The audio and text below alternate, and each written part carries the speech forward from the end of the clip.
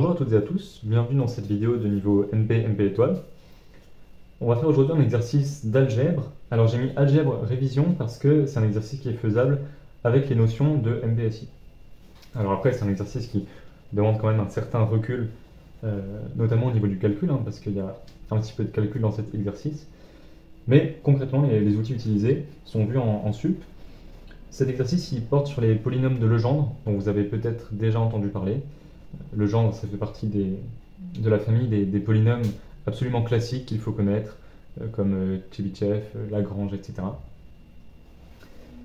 Et donc on va étudier ces polynômes de Legendre. D'abord on fait un petit lemme. On considère un polynôme à coefficient réel, deux racines a et b de ce polynôme de multiplicité m, et on veut montrer que la dérivée km de p admet au moins k racines dans ab ouvert, d'accord, pour k entre 1 et m. Donc on va montrer ce petit lemme, et ensuite on va s'intéresser véritablement au polynôme de Legendre, qui est la dérivée nème de ce polynôme-là, qn, x carré moins 1 à la puissance n. D'abord on demande le degré de Ln, et ensuite on veut montrer que Ln admet exactement n racines dans l'intervalle ouvert moins 1, en se servant du coup de la question 1. Je vous invite à mettre la vidéo en pause, et à essayer de le faire en autonomie. Ensuite je ferai une corrigée de l'exercice.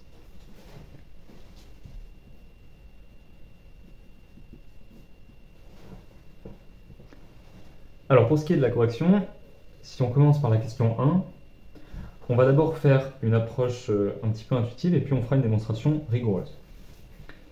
Tout va reposer sur un théorème vu en sup, le théorème de Rolle. Théorème de Rolle qui dit que si f de A égale f de B, dans ce cas-là égale 0, alors il existe un C dans l'intervalle ouvert AB, tel que f' de C égale 0, on travaille avec une fonction dérivable, etc. J'ai pas noté toutes les hypothèses ici, mais c'est l'idée. Donc quand vous avez deux points de même valeur, où la fonction prend la même valeur, eh bien il y a un point dans l'intervalle ouvert où la dérivée s'annule. Et on peut le comprendre avec un dessin, si je fais un graphique, ici j'ai A, ici j'ai B, d'accord, f de A, f de B. Et si on veut les relier, donc on a besoin que la fonction soit continue, eh bien, il y a forcément un moment, vous voyez, où la dérivée va s'annuler. Donc ici, j'ai deux points où la dérivée s'annule. Et ça, c'est l'essence du théorème de Rolle. Et ici, ce théorème, il va bien nous servir parce que si ici, j'ai l'axe des réels, ici j'ai A, ici j'ai B, d'accord, donc, la fonction, le polynôme P s'annule en A et en B. Ok. Le polynôme P', du coup, eh bien, il va s'annuler en x1 entre A et B, d'accord, d'après le théorème de Rolle. Donc ça nous fait une racine dans AB, donc pour k égale 1, on a bien une racine dans AB ouvert. Et puis puisque les racines A et B sont de multiplicité m, et qu'on est entre 1 et n, on a toujours des primes qui s'annulent en A et en B. On réitère, P seconde, du coup P seconde, eh bien, il va s'annuler, donc là je vais noter x11, P seconde, eh bien, il va s'annuler entre A et x11 par le théorème de Rolle appliqué à P', donc on a x21 ici, mais aussi entre x11 et B, donc on a x22 ici, et puis A et B sont de multiplicité m, donc on s'annule aussi en A, on s'annule aussi en B. Et on continue comme ça, je le fais pour P dérivée troisième et puis je m'arrêterai. Entre A et x21, on a un point d'annulation que je vais appeler x31. Entre x21 et x22, on a un autre point d'annulation x32. Entre x22 et B, on a un point d'annulation x33. Et puis on a aussi A et B. Donc par exemple, si je prends pour P dérivée troisième, donc on est pour k égale 3, on a bien 3 points d'annulation dans l'intervalle AB ouvert. Alors évidemment, on ne sait pas s'il y en a exactement 3, mais on sait qu'il y en a au moins 3. Maintenant, il faut formaliser tout ça, et on va faire une récurrence. Alors la récurrence, elle ne porte pas sur l'ensemble des entiers naturels, elle va porter sur les entiers compris entre 1 et m, parce que l'objet, c'est de montrer que pour tout cas dans 1m, eh bien, on a une certaine propriété. Donc, je signale le raisonnement par récurrence.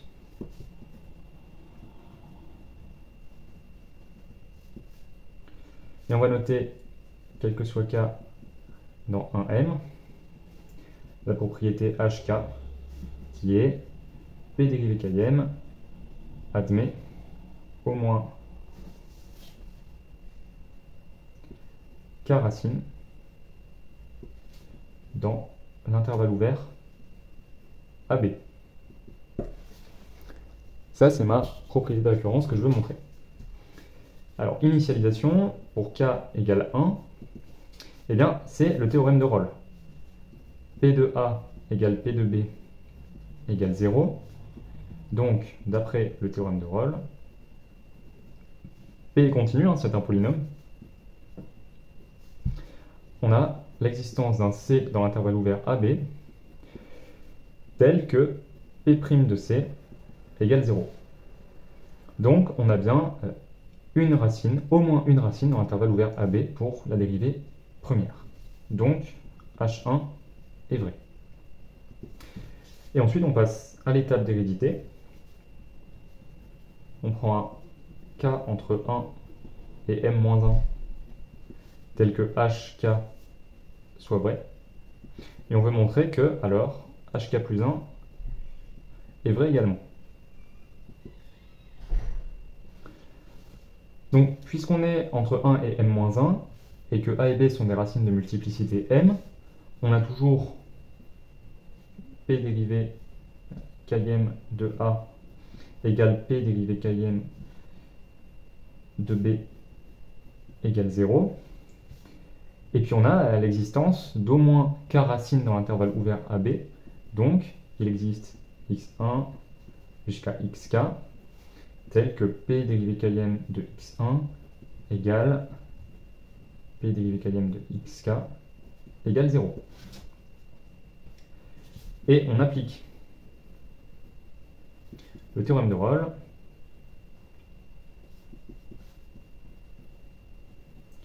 sur l'intervalle AX1, X1, X2, etc. XK, B. Combien on a d'intervalles ici? Eh bien, on en a K plus 1, parce qu'on a les K, on peut les repérer avec les indices des X, donc X1, X2, XK, on en a K ici, plus AX1, ça fait K plus 1. D'où il existe Y1 jusqu'à YK plus 1. Donc, dans l'intervalle AB, donc c'est AB puissance K plus 1 pour les notations, tel que P dérivé K plus unième de Y1 égale P dérivé K plus unième de Y2, et ce pour tous nos Y égale 0. Et on a bien HK plus 1 qui est vrai. En conclusion, on a donc montré que, quel que soit K entre 1 et M, eh bien HK est vrai. Donc on a répondu à la question 1.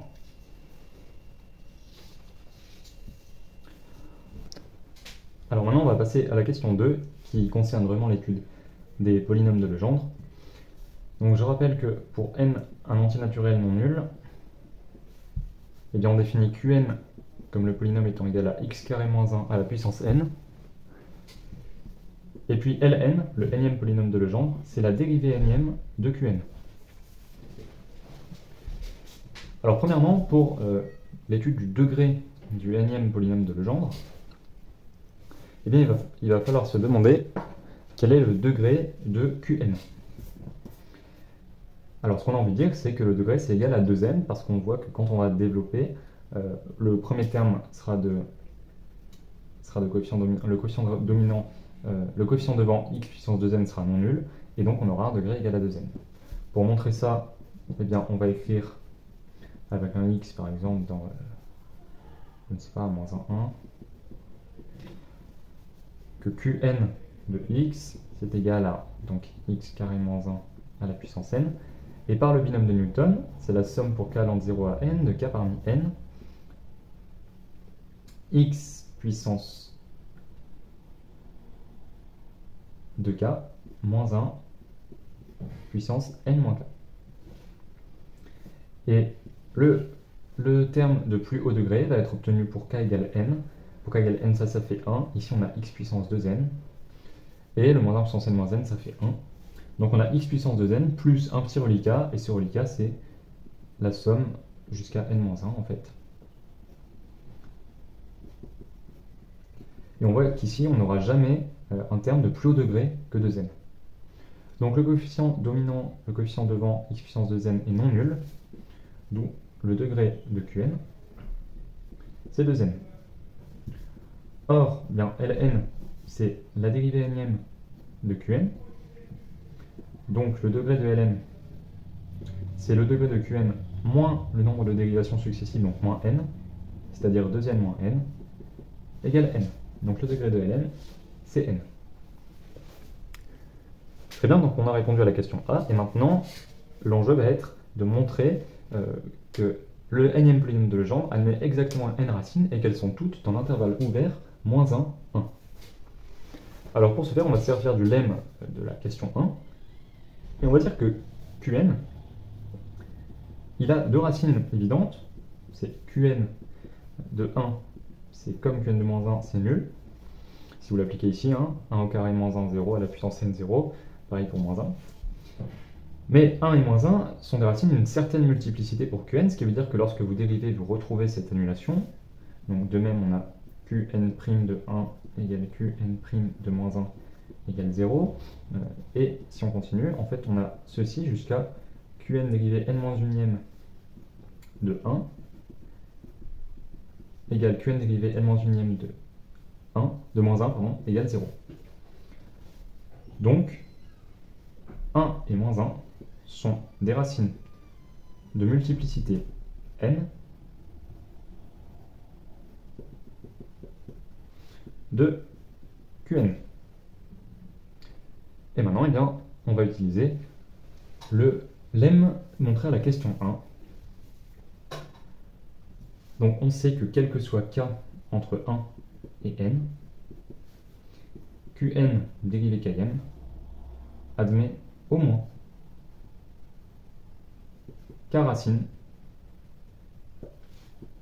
dans moins 1, 1. Ici, a et b, mes racines sont moins 1 et 1.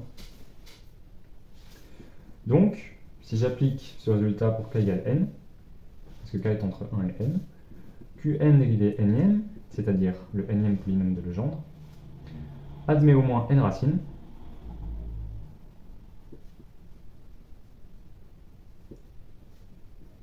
dans l'intervalle ouvert moins 1, 1. Or, on vient de montrer que Ln est de degré n, donc il ne peut pas avoir plus de n racines. Donc, il a exactement n racines dans moins 1, 1, et vu qu'il y en a nulle part ailleurs, eh bien, les n racines de Qn, de Ln, pardon, du nème polynôme de Legendre, sont contenus dans l'intervalle ouvert moins 1, 1. Donc on vient de montrer que Ln a n racines, et qu'elles sont toutes dans l'intervalle ouvert moins 1, 1. Et ça finit l'exercice. Ces polynômes de Legendre, ils reviennent souvent, ils ont des propriétés très intéressantes. Souvent, ça fait l'objet d'un plus gros problème, donc ça peut être, disons, quelques questions d'un gros problème.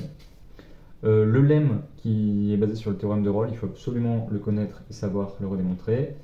N'hésitez pas à faire des dessins pour tout ce qui est théorème de Rolle, théorème des accroissements finis, ça sert toujours. Et puis sinon, que dire de plus?